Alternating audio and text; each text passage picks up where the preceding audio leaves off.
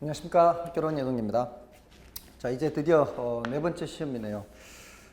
앞으로 한 번 더 남아있는 걸로 알고 있는데, 여러분들이 지금까지 이렇게 시험 보신 것들을 잘 보관해 두셨다가 이 틀린 문제와 맞춤 문제 이런 것들을 점검을 하셔서 틀린 것들 중에서도 이제 중요도가 높은 것들 있죠. 그런 것들을 좀 보완을 한다면은 뭐 우리 본 시험에서 60점 이상 넘는 것이 그렇게 어렵지는 않습니다. 지금 여기서 다루는 문제들이 그 대부분 시험의 그 난이도, 그 시험의 난이도에 해당하는 그런 정도입니다. 저는 물론 이제 그 어떻게 하느냐에 따라 약간 난이도가 더 높을 수도 있고 더 낮을 수도 있는데, 제가 다루는 문제들은 거의 대부분이 실전의 문제들과 비슷한 문제들입니다. 오히려 약간 쉬운 것들도 있습니다. 그래서 여기에 이제 어떤 약간 쉬울 때도 있습니다. 이렇게 편집에 따라서 그 쉬운 문제들의 경우에는 한 2개 정도를 좀 까고 생각하는 게 자신의 실력이다, 이렇게 생각하시면 되겠습니다. 그래서 지금까지 제 시험을 계속 꾸준히 봐 오신 분들이라면 제일 잘 본 시험을 기준으로 해서 2문제 정도를 빼서 자기 실력이다, 이렇게 생각하시면 되겠습니다. 자, 1번부터 말씀을 드리겠습니다. 1번은 이제 부동산의 정착물에 대한 설명을 하고 있습니다. 여기서는 그 부동산 정착물 하면 토지 및 그 정착물, 협의의 부동산을 말하는 것이죠. 여기서 2번이 틀렸죠. 2번에 이제 그 명인 방법을 갖춘 수목이나 그 집단은 토지의 일부로 취급되는 정착물이다. 이게 틀렸습니다. 협의의 부동산을 우리가 얘기할 때 토지 및 그 정착물 이렇게 얘기하죠. 토지 및 그 정착물, 토지에 붙어 있는 것을 말하는 겁니다. 근데 토지에 붙어 있는 것을 다시 독립 정착물과 종속 정착물 이렇게 나눌 수가 있죠. 근데 이 독립 정착물의 대표적인 것이 건물이죠. 토지와는 그 법적 운영을 별도로 하는 거죠. 거기에 또 뭐가 들어가 있어요? 명인 방법 갖춘 수목, 이런 것도 들어가죠. 명인 방법을 갖췄다. 다른 사람들이 알아볼 수 있게 표시를 한 것을 말하는 거죠. 이런 것들은 토지의 일부가 아니죠. 토지의 일부로 취급되는 것은 종속 정착물이고, 우린 지금 토지로부터 독립된 독립 정착물, 이렇게 얘기를 하는 겁니다. 다음에 3번 지문에 본체에 딸린 창고는 종물이라 할 수 있으므로 부동산도 주물과 종물로 구분할 수 있다. 그렇죠. 이 동산만 주물, 종물 구분할 수 있는 게 아니고 이 부동산도 주물, 종물 구분할 수 있고요. 다음에 4번의 경우에는 그 임목에 관한 법률상 임목 있죠. 임목에 관한 법률상 임목은 등기된 수목의 집단입니다. 등기된 수목의 집단. 이렇게 딱 법적으로 규정이 되어 있습니다. 등기된 수목의 집단을 임목이라고 합니다. 그러니까 얘는 따로 등기부가 있죠. 따로 등기부가 있고 하기 때문에 요거를 그 저당권 설정이 가능해요. 저당이 가능해요.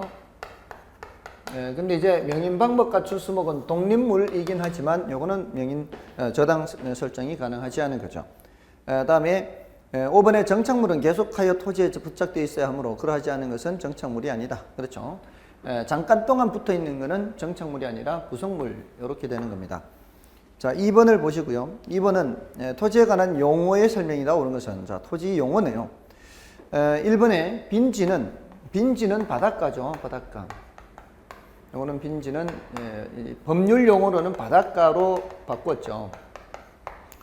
이거는 바다와 지적 공부에 등록된 토지 사이의 해변 토지를 말하며 소유권 표시는 없지만 활용 실익이 있는 토지. 1번이 바로 옳은 표현이고요. 다음에 2번에 대지라고 하면서 주상공이 나오고 있죠. 주상공이 나오고 있을 때는 모두 나올 때 이렇게 주상공 모두 나오면 이거는 택지에 해당하는 거죠. 그래서 틀렸고요. 다음에 3번 건부지란 지상의 건축물 등으로 인해 토지의 사용 수익이 제한되어 있는 토지로서 개발 제한 구역이 지정되는 등 규제가 심한 지역에서는 건부 감가가 발생하는 것이 아니라 건부 증가가 발생하죠. 3번도 틀렸죠. 건부 감가가 아니라 요거를 건부 증가로 바꿔야 됩니다. 다음에 4번은 갱질한 건물 등이 없는 빈 대지 맞죠? 사적 부담과 공법상 규제가 없는 토지를 말한다. 이 사적 부담과 공법상 규제가 없는 토지는 없습니다. 이 공법상 규제가 없는 토지는 없죠. 그래서 사적 부담이 없는 건 맞습니다만 공법상 규제는 있죠. 그래서 틀렸습니다. 그 다음에 5번 맹지는 도로에 직접 접속되지 않는 토지로서 원칙적으로 건축물을 세울 수 있다. 이 건축물을 세울 수 없죠. 맹지는 도로에 접하지 않기 때문에 원칙적으로는 건축할 수 없다. 예외적으로만 건축할 수 있습니다. 다음에 3번 부동산의 특성과 이로 인해 나타나는 부동산 시장과의 연결이다. 옳은 것은 1번에 부동성에서 부동산 시장은 지역별로 세분화되어 감정평가 시 지역 분석이 필요하며 부동산 활동이 임장 활동이 되게 한다. 요거 옳은 말이죠. 1번 옳은 말이고요. 다음에 2번 부증성 토지의 물리적 공급은 제약되므로 부분적인 용도 시장에 있어서도 토지의 절대량은 고정된다. 요거는 뒷부분이 틀렸죠. 물리적인 공급은 제약되어 있지만 부분적인 용도 시장에 있어서는 고정되어 있는 것은 아닙니다. 2번 틀렸고요. 그 다음에 3번은 영속성이나요? 소모를 전제로 하는 재생산 이론과 일물일가 법칙을 적용할 수 없다. 요 앞에 소모를 전제로 하는 재생산 이론을 적용할 수 없는 것은 맞지만 일물일가 법칙을 적용할 수 없다. 이 부분이 틀렸죠. 뒷부분이 개별성하고 관계가 있습니다. 다음에 4번의 경우는 부동산은 그 구성 요소에 따라 차별화되어 구별이 용이하므로 표준지 선정이 용이하다. 이거는 구별이 용이하지 않기 때문에 표준지 선정이 어렵죠. 다 제각각이기 때문에 어떤 놈이 어떤 놈인지 구별하기가 쉽지 않다 이겁니다. 다음에 5번의 인접성의 경우 토지 공개념의 근거가 되며 토지의 협동적 이용을 강조하게 한다. 토지 협동적 이용을 강조하게 하는 것은 인접성이 맞습니다. 그렇지만 토지 공개념은 이것은 부증성과 관계되죠. 공개념 또는 사회성, 공공성 하죠. 그런 것들은 바로 부증성하고 관계가 있습니다. 그래서 또 틀렸고요. 나머지는 다 틀렸고 1번만 옳은 표현입니다. 다음에 4번 문제는 부동산학의 관점에서 토지 소유권의 공간적 범위에 관한 설명 중 틀린 것은 자, 이 원래는 요거 공간적 범위, 공간성에 대해서 좀 주의를 하십시오. 이게 최근 몇 년간 공간성에 대해서 출제가 안 되고 있습니다. 자, 여기서 틀린 것을 찾는데요. 여기에서는 4번 지문이 정답입니다. 부동산의 가치는 3차원 공간 가치의 총화라고 할 경우 이는 경제적 측면만을 의미하는 것이 아니죠. 법적인 측면, 경제적인 측면, 기술적인 측면을 모두 다 의미하는 거죠. 4번이 틀렸고요. 우리가 공간이라고 하는 개념은 이건 이제 기술적 개념입니다. 그렇지만 공간의 속성을 파악할 때는 공간 속성을 파악을 할 때는 이거는 복합 개념으로 파악하는 거예요. 그러니까 법적인 측면에서 파악하기도 하고 경제적인 측면에서도 파악하기도 하고 기술적인 측면에서도 파악한다는 얘기입니다. 법적인 측면에서는 권리 측면을 봐서 공중권, 지표권, 지하권 이렇게 나누고요. 또 공간을 공중공간, 수평공간, 지하공간 이렇게 나누는군요. 공중공간, 수평공간, 지하공간 이렇게 나누는 것은 이렇게 세수로 나누는 것은 기술적인 측면에서 나누고요. 경제적인 측면은 이제 가치라든가 가격이라는 관점에서 보죠. 3차원 공간가치 총하다 이렇게 이게 무한정 권리가 인정되는 것이 아니죠. 지하권, 공주권이 무한정 인정되는 것이 아니라서 어느 정도 한계가 있을 수밖에 없죠. 그게 모든 땅이 다 똑같지도 않고요. 상업지역의 상하로 이용할 수 있는 범위와 주거지역의 상하로 이용할 수 있는 그 범위가 다르죠. 권리가 미치는 영역이 달라요. 권리가 미치는 영역이 다르기 때문에 가치도 달라지는 겁니다. 경제적 가치. 자, 그렇게 해서 4번이 틀렸는데요. 자, 5번을 좀 조심하시고요. 국가가 사유지 지하의 일부를 사용하기 위해 구분지상권을 설정할 수 있다 이렇게 돼 있죠. 이 구분지상권은 구분지상권은 공중공간과 지하공간 모두 다 가능합니다. 모두 가능해요. 모두.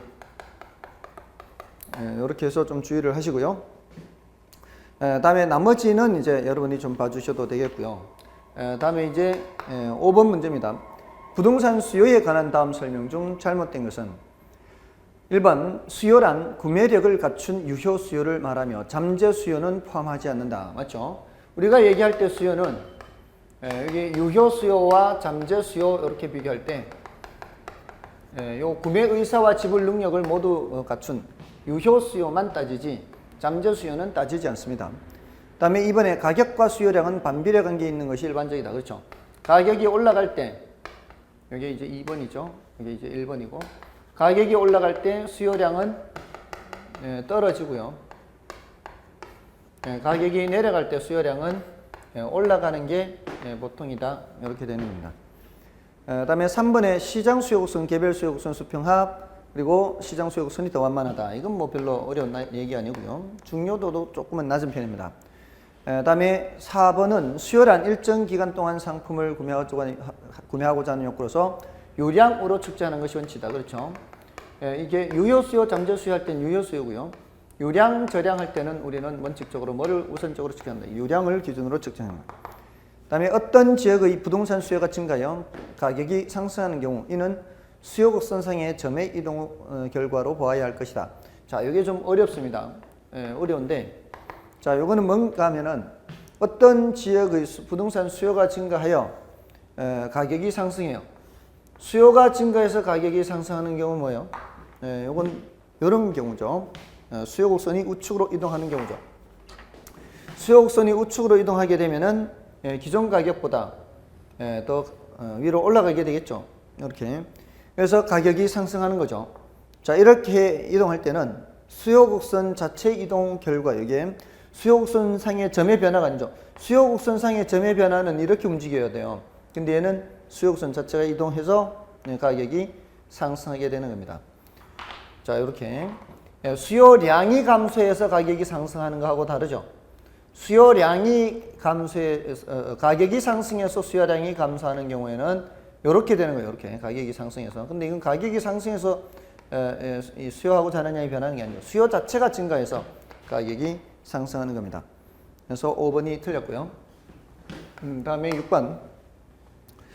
6번은 다음은 부동산 시장에서의 균형의 결정 및 균형의 이동에 대한 설명이다. 틀린 것은 단 우하향하는 수요 곡선과 우상향하는 공급 곡선을 가정합니다. 대부분 이걸 가정하는 거죠. 우하향하는 수요 곡선과 우상향하는 공급 곡선을 가정을 합니다. 1번에 초과 수요가 나타나는 경우. 자, 지금 초과 수요가 나타난다는 건 수요하고자 하는 양이 더 많은 거죠. 수요하고자 하는 양이 더 많다는 것은 균형 상태보다 아래라는 얘기입니다.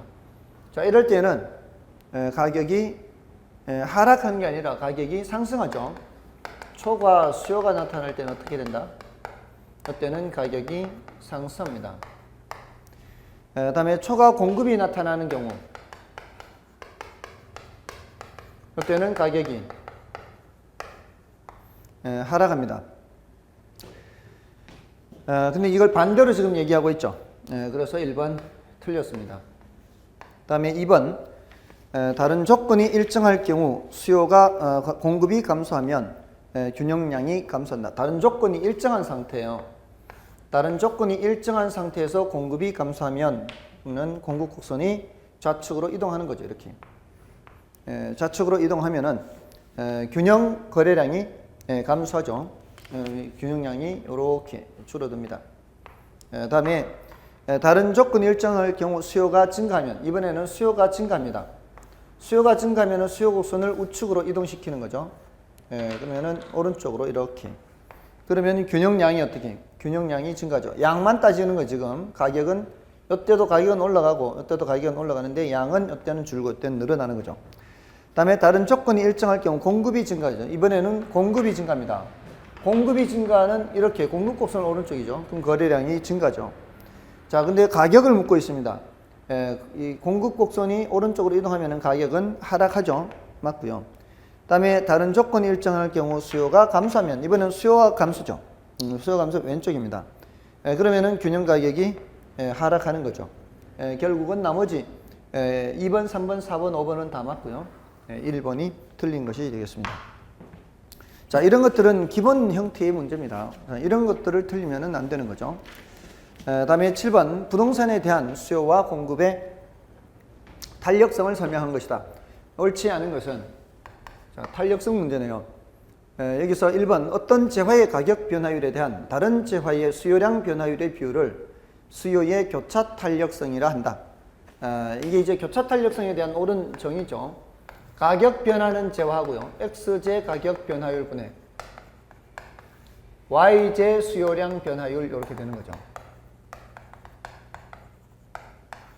가격 변하는 재화와 수요량이 변하는 재화가 서로 다릅니다. 다음에 2번 수요의 교차 탄력성이 플러스이면 상호 보완제 관계에 있다. 이게 플러스면 같은 방향이죠.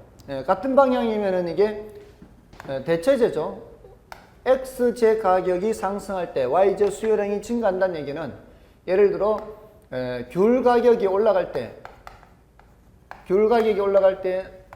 사과 수요가 증가한다는 겁니다. 귤 가격 올라가면 귤을 사람들이 덜 먹으면서 사과 수요를 증가시키는 거죠. 그래서 틀렸습니다. 2번이 틀렸네요.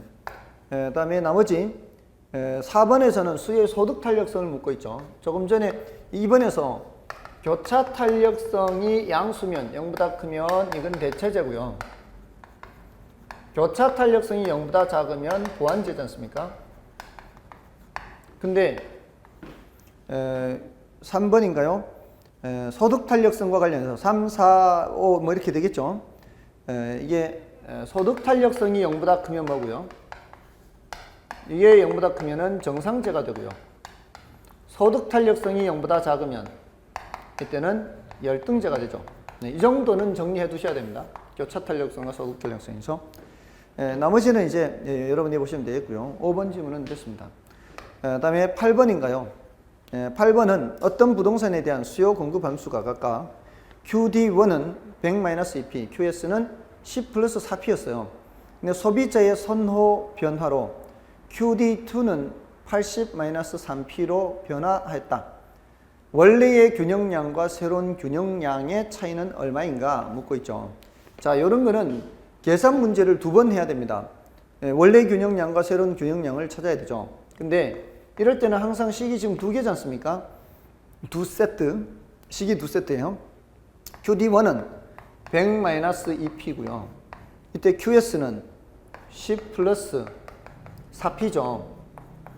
10 플러스 4P. 자, 여기서 어떻게 바뀌었다고요? 선호 변화로 QD2가 뭘로 바뀌었어요? 80-3P. 80-3P로 바뀌었어요. 근데 뭐는 변함이 없어요. 공급량은 차이가 없죠. 공급량은 그대로 QS는 10 플러스 4P예요. 자, 여기서 이제 식을 세워야 되는 거죠. 여기에서의 균형량과 여기서의 균형량을 찾으려면은 이걸 등식을 세워야 되는 거 아니에요.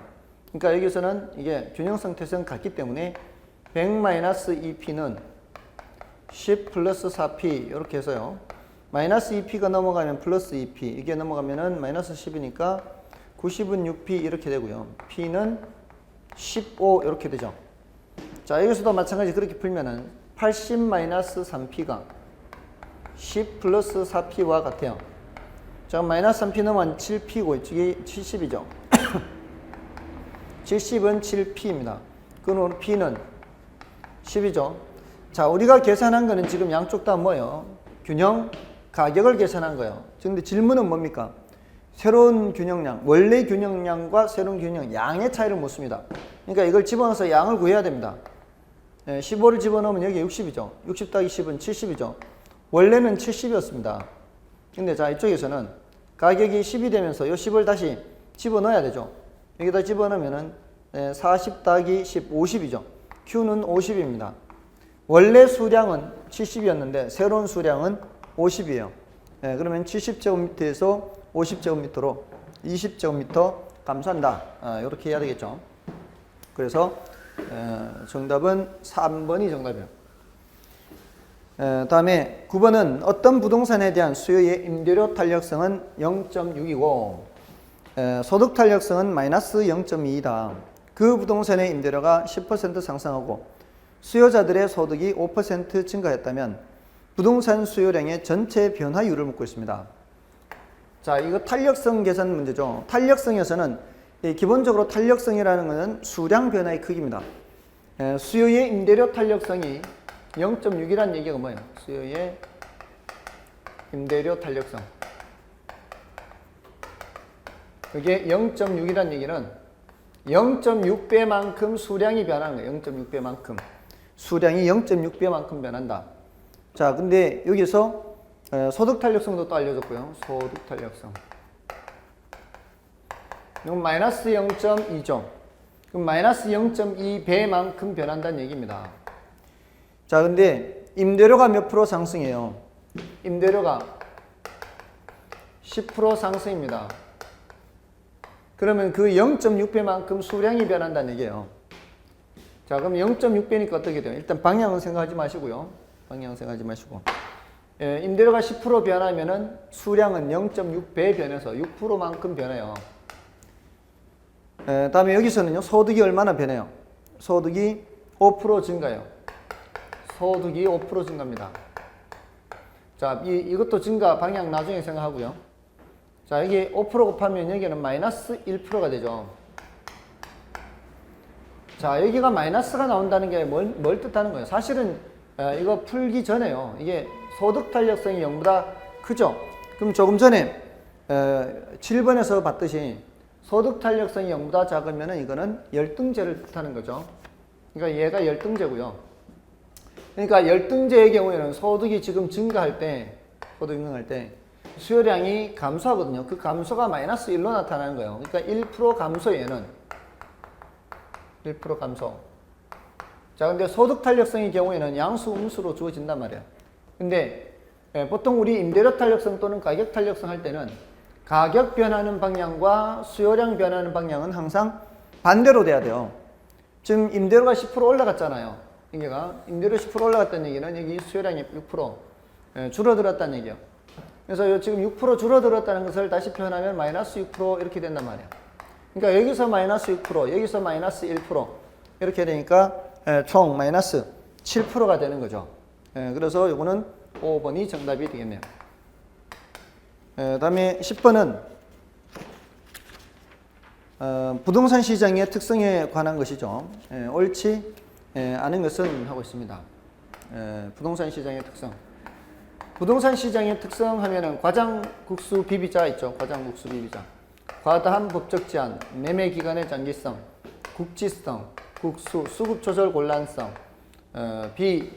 상품이 거래된 상품의 비표준화성, 거래의 비공개성, PBB, 시장의 비조직성, 그 다음에 자금의 유용성 여부에 따라 영향받는다. BBB자. 자, 이렇게 부동산 시장의 특성입니다. 근데 1번 지문에 부분 시장별로 가격이 서로 달라지는 시장의 불안해서 이건 뭐 어렵지 않고요. 그다음에 부동산 시장 부동성으로 인하여 국제적 시장, 초장적 시장이 되고요. 그다음에 3번인가요? 부동산 시장은 개별성으로 인하여 거래의 비공개성, 상품의 비표준화성을 지니지만 부동산 시장이 조직화되어 있는 성격이 강하다. 3번이 틀렸죠. 조직화되어 있지도 않습니다. 비조직성이에요. 조직하기가 쉽지도 않고요. 이게 틀렸고요. 나머지 4번에 부동산 시장은 부동산의 여러 특성으로 인해서 불안전 시장이 되고 또 5번 질문 자주 나옵니다. 수급 조절이 곤란하게 되면은 부동산 시장에서는 단기적으로 가격 왜곡 현상이 나타날 수가 있어요. 5번 질문 조심하시고요. 정답은 3번이었습니다. 다음에 11번 부동산의 가치와 정보 비용에 관한 관계를 잘못 설명하고 있는 것은 1번 어느 누구도 기회비용보다 싼 값으로 정보를 획득할 수 없을 경우 자원은 효율적으로 할당된다. 그렇죠. 이거 옳은 말입니다. 어느 누구도 싸게 살 수 없어요. 모든 사람에게 똑같은 가격으로만 거래가 되는 거예요. 정보가. 그러게 되면은 자원은 효율적으로 할당된다라고 볼 수가 있고요. 다음에 2번 위험을 감안한 수익률이 동일하게 자원 배분된다면 할당적 효율성이 달성된다고 할 수 있다. 위험 감안 수익률이 동일하게 자원 배분된다. 이러면은 이건 또 할당 효율적 시장이 될 수 있는 거죠. 그래서 몇 번 말씀을 드렸는데요. 예금, 주식, 부동산 얘네들이 각각 수익률이 달라 보입니다. 주식이 수익률이 좀 높아 보이고요. 그다음에 부동산이고 그다음에 예금이에요. 근데 얘가 그 예금이 수익률이 낮지만 안전하기도 안전하지 않습니까? 얘네들이 수익률이 높지만 위험도도 높지 않습니까? 그래서 위험이 큰 만큼 수익률이 높아져서 위험을 감안했을 때는 얘네들 수익률이 똑같다면은 그러면은 결코 어느 누구도 초과 이윤을 얻는 것은 아니어서 할당 효율적 시장이 될 수가 있는 겁니다. 그래서 맞는 말이고요. 다음에 3번의 강성 효율적 시장에서는 정보 비용은 없지만 그 약성 또는 중강성 효율적 시장에서는 정보 비용이 존재한다. 그렇죠. 이게 강성 효율적 시장에서는 이미 모든 정보가 다 반영되어 있는 상태이기 때문에 추가적으로 정보를 분석할 필요가 없습니다. 그래서 정보 비용이 발생하지 않는 거죠. 다 맞고요. 다음에 4번은 투자자가 시장을 패배시킬 수 있다는 것은 정보가 일부 소수의 사람들에게 비공개적으로 독점되어 있을 경우에 발생한다. 그렇죠. 투자자와 시장과의 싸움에서 투자자가 시장을 패배시킬 수 있다는 것은 그만큼 이 시장보다는 더 우수한 정보를 개인이 갖고 있다는 얘기죠. 그래서 일부 사람들이 그런 정보를 독점하고 있다는 겁니다. 그래서 4번 맞고요. 다음에 5번은 부동산 시장에서 정보 비용이 발생하는 것은 시장이 할당 효율적이지 못하기 때문이며 그 투기가 성립하는 것은 시장이 불안전하기 때문이다. 자, 이게 틀렸습니다. 이 지문 잘 기억해 두시고요. 부동산 시장에서 정보 비용이 발생하는 것은 시장이 불안전하기 때문에요. 정보 비용이 발생하는 것은 이거는 시장이 불안전하기 때문에. 근데 할당 효율적이지 못한 이유. 부동산 시장이 할당 효율적이지 못하다.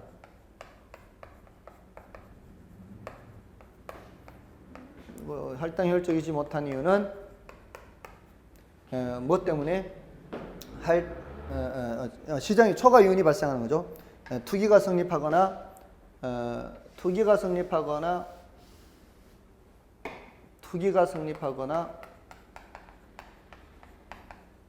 초과 이윤이 존재하는 이유. 초과 이윤이 존재한다.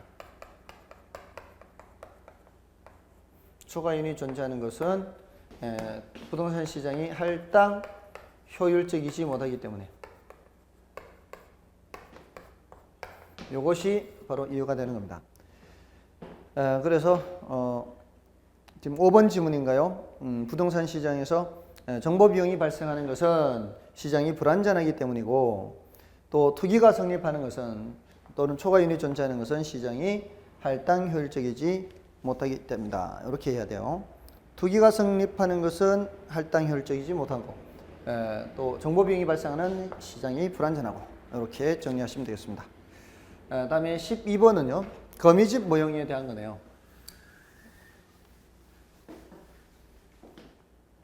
자, 거미집 모형이에요. 자, 여기서는 옳지 않은 것은 하고 있습니다. 이 거미집 모형은 에치켈이라는 학자가 주장한 거죠. 원래는 농산물의 주기적인 파동을 설명하는 이론이었는데 부동산 시장에서도 이런 현상이 나타난다. 이걸 이제 적용하려고 하는 거죠. 1번에 부동산 시장에 이 같은 현상이 발생하는 것은 시차가 존재하기 때문인 것으로 알려져 있다. 그렇죠. 지금 착공을 하더라도요. 물건이 지금 바로 나오는 것이 아니라 일정한 기간 후에 물건이 나오게 되죠. 그래서 그 시차가 존재하는 거죠. 이 착공 시점과 물량이 나올 시점까지. 그래서 1번은 옳은 말이고요. 그 다음에 2번 거미집 모형은 공급자가 다음 기회 공급량을 결정할 때 현재의 시장 임대료에만 반응한다는 것을 전제하고 있지 않다. 자, 2번이 틀렸네요. 이 거미집 모형의 가장 큰 가정이 뭐예요? 전제 조건이 금기 수요는 금기 가격에 의존한다. 지금 수요는 지금 가격 보고 결정한다 이 소리고요. 금기 공급은 지금 공급은 이 말이에요. 요거는 전기 가격에 의존한다 이렇게. 자, 이렇게 가정하고 있습니다. 그래서 다음 기의 공급량을 결정할 때는 이 말이죠. 현재 시장 임대료만 반영한다는 것을 전제하고 있습니다. 다른 걸 보지 않고. 자, 그래서 2번이 틀렸고요. 그다음에 3번은 금기 공급량은 전기 가격 수준에서 결정된다. 그렇죠. 금기 공급은 전기 가격에서 결정되는 거예요. 그래서 맞는 말이고요. 그다음에 가격에 대한 수요의 탄력성이 공급의 탄력성보다 클 경우, 수탄이 공탄보다 클 경우 이렇게 하죠. 수요의 가격 탄력 공급 수탄이 공탄보다 클 때 수탄수 그랬죠. 수탄수. 이러면 수렴형이다 이렇게. 이렇게 균형에 충격이 가해지면 새로운 균형으로 수렴한다. 수렴형이고요. 이게 이제 반대면에 이제 발산형이 되겠죠. 근데 이 수요 곡선의 그 기울기 절대값으로 표현할 때에는 수요 곡선의 기울기 절대값으로 표현할 때는 방향이 반대가 돼야 되죠. 공급 곡선의 기울기 절대값 이렇게. 이렇게 해서 이때도 수렴형이 된다. 자, 이렇게요. 다음에 이 같은 현상은 주거용보다는 상업용이나 공업용 부동산에 더 강하게 나타난다. 주거용 부동산보다는 상업용이나 공업용 부동산이 가격 변동이 더 심한 걸 말하는 거죠. 이거는 바로 그것을 말하는 겁니다. 주기적으로 공급 물량이 변동하면서 가격 등락 현상이 심하게 왔다 갔다 하는 것을 설명하는 겁니다. 다음에 13번은요. 정부의 시장 개입에 대한 설명이다. 옳지 못한 것은 1번 정의 외부 효과는 의도하지 않는 편익을 주면서도 대가를 받지 않는 외부 효과이며 이 경우에는 정부의 개입이 필요하지 않다. 자, 이게 바로 틀렸습니다. 정의 외부든 부의 외부든 모두 다 정부의 개입이 필요하죠. 정의 외부는 어떤 이유 때문에 정부의 개입이 필요합니까? 정의 외부는 이거는 과소 생산의 비효율이 발생되죠. 이걸 시장에 맡겨놓으면 충분한 양만큼 생산이 안 됩니다. 그러니까 정부가 개입해야 되고 이거는 과다 생산되는 비효율이 발생한단 말이에요. 그래서 정부의 개입이 필요한 겁니다. 그래서 양쪽 다 개입이 필요한데 개입이 필요하지 않다 했으니까 1번이 틀렸고요. 다음에 부동산 시장의 실패를 수정하기 위해 정부가 개입하기도 하고요. 시장 실패 수정 또는 사회적 목표를 달성하기 위해 2번, 3번 모두 다 정부의 시장 개입 필요성이죠. 다음에 4번에 사회적 목표는 형평성이나 효율성, 기타 다른 목표가 될 수도 있다. 이거는 좀 추상적인 개념이기 때문에 그렇게 얘기를 하고요. 다음에 5번에 정부는 경제의 안정적 성장을 위해 개입하기도 한다. 5번 지문처럼요. 13번의 5번 지문. 경제의 안정적 성장 이런 거는 거시적인 측면에서 개입하는 겁니다. 미시적인 측면에서 개입하다 한다기보다는. 그래서 이것도 다 옳은 표현이고요. 1번이 정답이었고요. 다음에 14번인가요? 용도 지역지구제와 그의 문제점에 관한 설명으로서 옳은 것으로 짝지어진 겁니다. 틀린 걸 제외하고요. 옳은 것만 찾아라 이런 소리죠. 자, 기억부터 보시면 용도 지역이 잘못 지정되거나 사회 경제 여건 변화에 신축성 있게 대응하지 못하는 경우 토지의 효율적 이용을 저해한다. 그럴 수 있죠. 이게 제대로 정책을 집행을 해야 이게 그 효율적으로 자원이 배분될 텐데 그렇지 않으면 오히려 효율적 이용을 정부가 나서서 저해할 수도 있죠. 그래서 기억은 들어가야 되는 겁니다. 다음에 니은입니다. 지역지구제가 특정 지역에만 독점적 위치를 부여하는 경우 사후적 독점의 문제가 발생한다. 니은이 틀렸죠. 문제가 되는 것은 지역지구제를 통해 문제가 되는 것은 사전적 독점이 되는 겁니다. 사전적 독점. 이게 문제가 되는 것이지 사후적 독점에 문제가 발생하는 것은 아닙니다. 그래서 니은은 틀렸어요. 그러니까 기억은 들어가야 되고 니은은 빠져야 되고요. 그러면 정답은 3번밖에 없네요. 그죠? 3번에 보시면 디귿을 볼까요? 지역적 특성이 잘 반영되지 못하는 획일적인 규제의 경우 효율적 이용을 제외할 수 있다. 이거 충분히 그럴 수 있죠. 지역적 특성이 잘 반영되도록 해야 되는데 그렇지 않으면은 오히려 효율적 이용을 저해할 수가 있고요. 디귿도 맞고요. 그다음에 리을을 보시면 토지 개발 및 이용이 지나치게 속박되는 지역의 지가를 하락시키고 다른 지역의 지가는 상대적으로 상승시킴으로써 심각한 형평성의 문제를 발생시킨다. 그럴 수 있죠. 정부가 의도하지는 않았더라도 결과적으로 이렇게 된다면 형평성 측면에서 문제가 될 수 있습니다. 이게 바로 뭐예요? 사전적 독점이죠. 이게 바로 형평성 문제에 해당합니다. 그래서 리을은 맞는 말이고요. 다음에 미음은 토지 이용에 나타나는 정해 외부 효과를 제거하기 위하여 정부가 시정에 개입한다. 이게 틀렸죠? 부의 외부 효과를 제거하는 것이죠. 그래서 미음 틀렸고요. 리을은 옳은 말이고요. 기역, 디귿, 리을이 옳은 말인가요? 지역지구제가 니은이 틀렸죠? 니은 틀렸습니다. 사후적 독점에 문제가 발생하는 것은 아니에요. 그래서 기역, 디귿, 리을 3번이 정답이에요. 뭐 3번은 기역과 니은만 읽어도 정답이 보이는 그런 문제였네요. 자, 됐고요. 다음에 15번의 임대료 보조입니다. 임대료 보조 정책에 관련된 설명이다. 옳은 것은 1번 저소득층이 부담하는 임대료를 경감시키고 있기 때문에 저소득층의 실질 소득이 증대되는 효과를 가져오고 따라서 임대주택에 대한 수요를 감소시킨다. 임대주택에 대한 수요가 증가하면 증가했지 수요가 감소하진 않죠. 1번이 바로 틀렸습니다. 보조를 받으면 수요가 증가하는 거죠.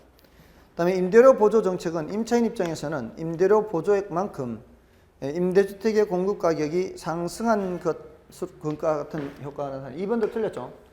임대료 보조를 받으면은 그 보조를 받는 만큼 임대주택의 공급 가격이 하락한 것과 같은 효과가 나타나는 거죠. 2번도 틀렸고요. 다음에 3번은 저가주택 신축 금지와 같은 정부 규제가 강할수록 많은 양의 저가주택이 고가주택으로부터 하향여가되어 오고 이것은 고가주택의 건축 활동을 감소시킨다. 자, 이게 또 틀렸네요. 3번은 저가주택 신축 금지 그와 같은 규제가 강할수록 많은 양의 저가주택이 고가주택부터 하향여가되어 오죠. 여기까지는 맞습니다. 근데 이렇게 돼버리면 고가주택의 주택이 부족해지죠. 고가주택 시장의 주택이 부족해지게 되면은 그러면은 가격이 올라가게 되고요. 가격이 올라가면은 고가주택의 건축 활동을 증가시킵니다. 그래서 틀렸고요. 자, 이렇게 되면은 긍정적인 효과가 있습니다. 그 고가주택 시장의 가격이 올라가게 되면은 새로 주택을 지으려고 하는 사람들이 늘어나겠죠. 그래서 긍정적인 면이 있습니다. 다음에 4번이 틀렸나요? 4번이 옳은 말인가요? 건축 비용이 주택 착공량에 따라 일정하면 장기적으로 저가주택의 양은 전체적으로 증가하나 고가주택의 양은 원래 수준으로 복귀하게 된다. 이게 좀 어렵습니다. 4번은 너무 신경 쓰지 마세요. 이게 좀 어려운 지문이 정답 지문이 됐어요. 요거는 자, 여기가 저가주택 시장이에요. 저가시장. 여기가 이제 고가시장이 있습니다. 자, 여기서 임대료 보조 등으로 인해서 단기적으로 수요가 증가하게 되면은 여기에 임대료가 올라가게 돼 있죠. 그래서 기존 공급자가 초과인을 넣습니다. 그러면은 돈이 되니까 이쪽에서는 하향 여가가 되는 거죠. 이쪽에서 하향 여가가 되면은 이쪽은 다시 임대료가 떨어지게 되죠. 요 얘기하는 겁니다. 올라갔던 임대료가 떨어지게 된다 이렇게. 그래서 옳은 표현이고요. 또 이쪽으로 그래서 장기적으로 저가주택의 양은 늘어나죠. 하향여가 되는 만큼 저가주택의 양은 늘어납니다. 그런데 그 고가주택의 양은 어떻습니까? 고가주택의 양은 이제 줄어들었죠. 이 하향여가 되면서 줄어들었다가 여기 이제 고가주택 시장에서도 가격이 올라가니까 건축업자들 돈 되죠. 돈 되니까 다시 공급을 증가시키죠.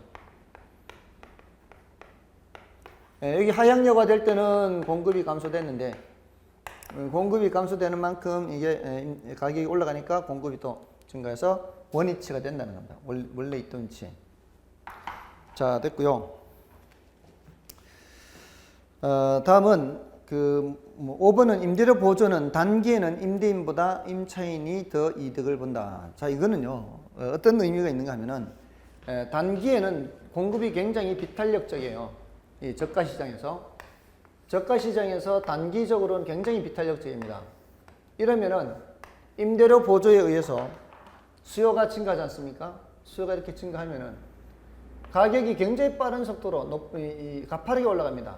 그러니까 거래량은 조금밖에 늘어나지 않으면서 가격이 굉장히 가파르게 올라가기 때문에 임대료 보조 효과를 거의 임대인이 가져가는 겁니다.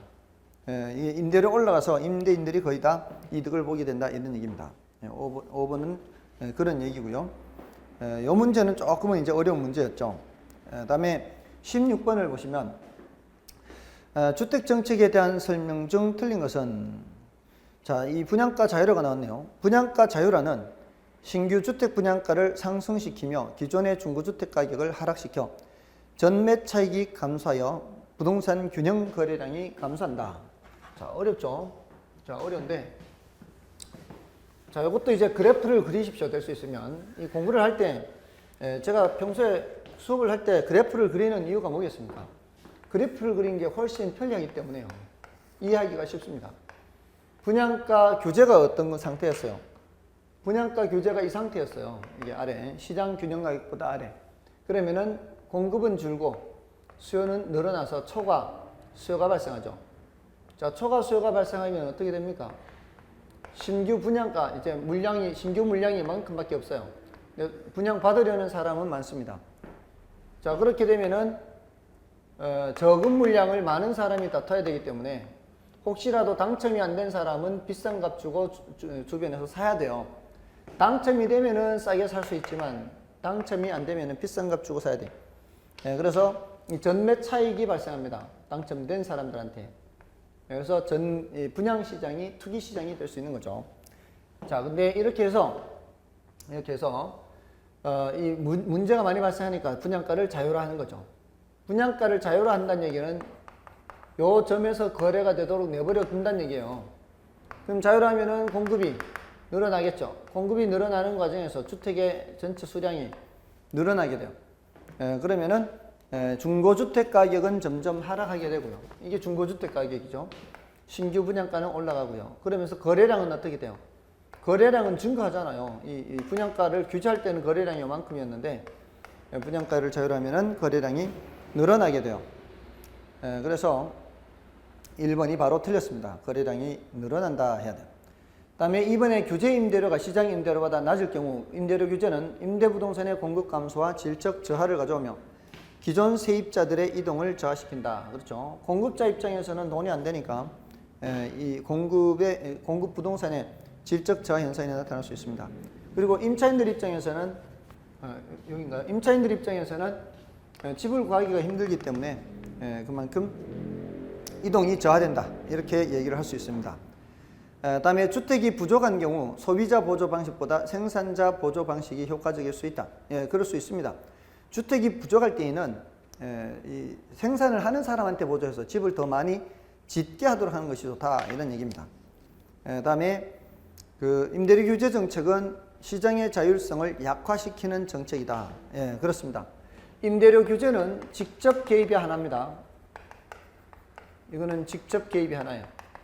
그래서 직접 개입하면은 시장의 자율성을 크게 해칩니다. 그래서 그런 얘기가 나오는 겁니다.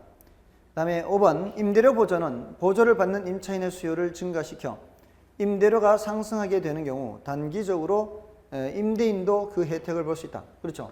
단기적으로는 임대인이 또 혜택을 많이 볼 수 있습니다. 다음에 17번인가요? 17번. 자, 레버리지 효과에 대한 거죠. 옳은 것을 찾습니다. 레버리지 효과에 대한 옳은 것. 자기 자본만으로 투자하는 경우에도 지렛대 효과가 발생할 수 있다. 그렇지 않죠. 이 지렛대 효과는 타인 자본을 함께 사용할 때 나타나는 거고요. 그 다음에 부동산 수익률이 차입금리보다 크대요. 차입금리가 이자율이죠. 그 다음에 부동산 수익률이 더 크대요. 무슨 지뢰가 발생하나요? 정의 지뢰가 발생하는 거죠. 자, 이런 상황이면 원리금 상환에 따른 금융 위험이 증가하기 때문에 지렛대 효과가 발생하지 않는다. 지뢰효과 당연히 발생할 수 있죠. 이 말이 안 되는 거고요. 다음에 부채 비율이 클수록 지렛대 효과에 기인하여 부채 비율이라는 게 부채 비율. 부채 비율은 내 것분의 남의 것 이렇게. 내 것분의 남의 것 이렇게요. 이게 클수록 지렛대 효과에 기인하여 지분 수익률도 높게 나타나기 때문에 투자 위험도 그만큼 감소하겠네. 말이 안 되죠. 이게 이런 상황 2번 지렛대 효과 발생하죠. 이게 지분 수익률이고요. 안 써드렸네. 이게 지렛대 효과 발생하는 거고 2번은 3번에서는 내 것분의 남의 것 이게 부채 비율이죠. 부채 비율이 클수록 이게 크다는 얘기는 그만큼 지렛 효과도 크게 나타나는 거죠. 그럼 위험도 크게 되는 거죠. 위험이 감소하는 게 아닙니다. 위험이 증가하게 됩니다. 내 것분의 남의 게 많을수록 위험도 커지게 되는 거고요. 틀렸고요. 다음에 이것도 발생하지 않는다 했으니까 틀렸고 발생하는데 다음에 4번은 차입금리가 부동산 수익률보다 적대요. 이자율이 부동산 수익률보다 적대요. 자, 이러면 정해지뢰가 발생하는 거죠. 그러면은 부동산 수익률보다 자기 자본 수익률이 크게 나타난다. 부동산 수익률보다 지분 수익률이 크게 나타난다. 맞습니다. 이게 옳은 표현이에요. 4번이 정답이고요. 다음에 5번은 대부 비율이 크면 부채 비율이 증가되어 채무 불이익 위험도 커지기 때문에 부의 지렛대 효과가 발생하는 것이 일반적이다. 그렇지는 않죠. 대부 비율이나 부채 비율이 크다고 해서 부의 지렛 효과가 발생하는 것은 아닙니다. 그래서 틀렸고요. 정답은 4번이고요. 다음에 18번인가요? 기대 수익률과 요구 수익률에 대한 다음 설명 중 옳지 않은 것은 1번 기대 수익률은 투자로부터 예상되는 수익률로서 예상되는 상황에 따른 가중평균을 산정한다. 맞죠? 그 다음에 2번이 틀렸나요? 요구 수익률은 투자자가 요구하는 최소 수익률로서 투자자들의 객관적 수익률이 아니죠. 요구 수익률은 주관적 수익률이 되는 겁니다. 2번 틀렸고요. 그 다음에 3번은 어렵지 않습니다. 기대 수익률이 요구 수익률보다 크면 투자하는 타당성이 있다. 예상 수익률이 높다 이 말입니다. 그 다음에 4번에 기대 수익률이 요구 수익률보다 크면 부동산 수요가 증가하여 부동산 가격이 상승하므로 기대 수익률이 감소하여 균형에 이른다. 맞죠? 지금 우리가 기대 수익률과 요구 수익률 관계에서요. 기대 수익률이 더 큰 상황이 그게 일단 투자 채택하는 상황이죠. 근데 그러한 상황이 오래 가지 못한다는 겁니다. 기대 수익률이 요구 수익률보다 클 때는 채택을 한다. 이거는 부동산 수요가 증가한다. 수요가 증가하게 되면 가격이 어떻게 된다? 가격이 상승한다. 가격이 상승함에 따라 투자 원금이 늘어난다는 얘기요. 산 사람 입장에서 생각하는 게 아니라 앞으로 살 사람 입장에서 생각해야 돼요. 살 사람 입장에서 가격이 올라가게 되면 기대 수익률은 점점 낮아지게 돼요. 그러면서 요구 수익률과 같아지게 돼요. 같아지는 과정에서 기대 수익률이 작동한다. 이걸 기억하고 계시면 되는 거죠. 다음에 5번은 기대 수익률은 투자로부터 예상되는 내부 수익률이다. 그렇죠. 요구 수익률은 외부 수익률이고요. 정답은 2번이었고요. 다음에 19번. 다음은 부동산 투자의 위험과 포트폴리오 이론에 대한 설명입니다. 옳지 않은 것으로 짝지은 것은 자, 기억을 보시면 위험을 처리하는 방법 중 위험 조정 할인율을 사용하는 방법은 위험한 투자일수록 낮은 할인율을 적용한다. 이 말도 안 되죠. 위험한 투자일수록 높은 할인율을 적용하는 방법입니다. 기억 틀렸고요. 자, 그러니까 1, 2, 3번 중에 정답이 있겠죠. 그다음에 니은 가뭉도 분석을 통해 투자 수익에 가장 민감하게 영향을 주는 요소가 무엇인지를 파악할 수 있다. 가능하죠. 이거 옳은 말이고요. 옳은 말이니까 니은은 빠져야 되는가요? 옳지 않은 걸 해야 되니까 니은은 빠져야 돼요. 그럼 니은은 빠지면 기억, 디귿, 기억, 리을 이 둘 중에죠. 기억, 디귿, 기억, 리을. 자, 디귿과 리을 중에 디귿은 부동산 투자에서 포트폴리오를 구성하는 자산의 수가 많을수록 체계적 위험은 통계학적으로 제거될 수 있다. 체계적 위험은 줄일 수 있어요, 없어요? 줄일 수 없죠. 요거 틀렸습니다.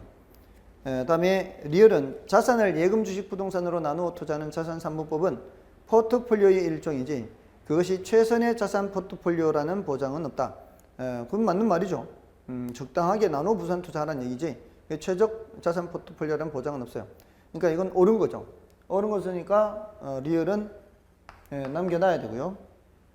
니은도 옳은 거였죠. 니은, 리을 다 옳은 거였습니다. 그러면은 기역, 디귿, 기역, 디귿, 기역, 디귿, 리을, 기역, 디귿, 기역, 디귿이 들어가야 되는 디귿은 제거될 수 있다. 이거 디귿이 틀렸죠. 지금 맞는 게 니은이 맞는 거였나요? 옳지 않은 거니까 기역, 디귿 맞죠. 기역, 디귿이 들어가야 되고요. 다음에 리을은 옳은 거니까 들어가면은 안 되죠. 리을은 들어가면 안 돼. 그러면 남는 거는 기역, 디귿, 미음밖에 없네요. 그죠? 2번이 정답이네요. 정답은 2번으로 나왔고요. 나머지 지문을 좀 볼까요? 미음 지문을 보시면 포트폴리오 구성 자산들의 수익률 분포가 완전한 음의 상관관계, 상관계수가 마이너스 1이에요.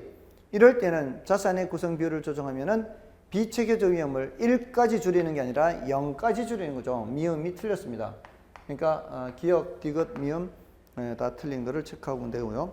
다음에 비읍의 최적의 포트폴리오는 개인의 위험에 대한 선호도를 나타내는 무차별성과 효율적 전선이 서로 접하는 점에서 맞죠?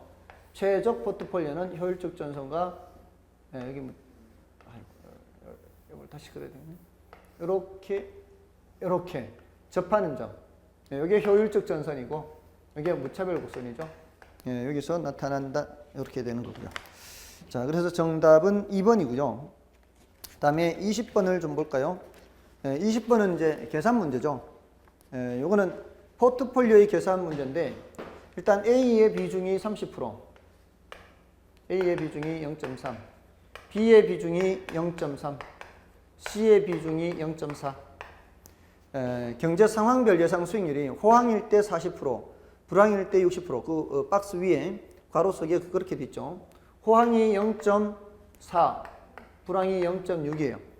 호황일 때 6%, 4%, 8%, 4%, 여기가 10%, 2%면 각각을 가중평균 해야 되죠. 자, 요렇게 곱하고 요렇게 곱해야 돼요. 6, 4, 24, 여기 6, 4, 24. 둘 다 2.4, 2.4죠. 그러면 4.8%가 되고요. 그 다음에 여기는 4, 8이 32, 4, 6이 24, 3.2와 2.4예요. 3.2와 2.4 하면은 5.6이 되죠. 그 다음에 이렇게 하면은 4%, 이렇게 하면은 1.2%죠. 그럼 5.2%죠. 자, 그럼 이걸 다 어떻게 해요? 0.3 이렇게 곱하고, 여기 0.3 이렇게 곱하고, 여기 0.4 이렇게 곱하면 되죠. 0.3을 곱하면 어떻게 되나요? 3, 8, 2, 24, 3, 4, 12, 1.44가 되나요? 1.44죠. 이렇게 곱하면은 3, 6, 2, 18, 1 올라가고 3, 5, 16, 1.68 이렇게 되나요? 그 다음에 이거는 0.4, 4, 28, 4, 5, 20, 2.08인가요? 자, 이렇게 다 더하면 되죠. 이 세 가지를 다 더하면은 8, 8, 16, 4, 2 올라가고요. 6, 6, 2죠. 1 올라갔죠? 1 올라간 거하고 5.2%. 자, 저는 계산기가 없어서 이렇게 하지만 여러분들은 제 계산기가 있으니까 얼마든지 이런 방법으로 쉽게 계산할 수가 있죠. 자, 20번까지 풀었고요. 21번부터는 시간을 달리해서 설명드리겠습니다. 애쓰셨습니다.